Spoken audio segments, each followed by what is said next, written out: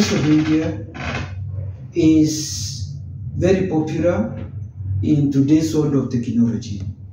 But today, I want to discuss about things we should not say over text. There are things we should not text people. One, you should not insult people through SMS. Secondly, you should not text people when you have got unexpected news or updates. Thirdly, when it comes to apologies, it might seem easier to just send a text, but it is best to talk these things through on a one-to-one.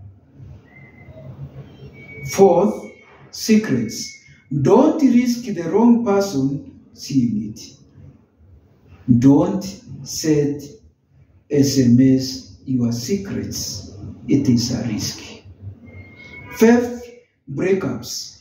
Don't break up with your partner over the phone. Please make sure you have a meeting so that you break up on a face-to-face. And finally, complaints. It's hard to convey how much something is bothering you without using your voice.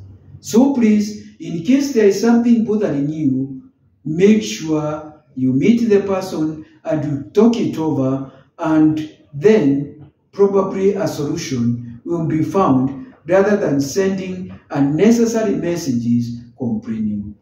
Thank you very much. It's Mutero Kwaru, your family therapist and a relationship coach. Have a great day. Adios.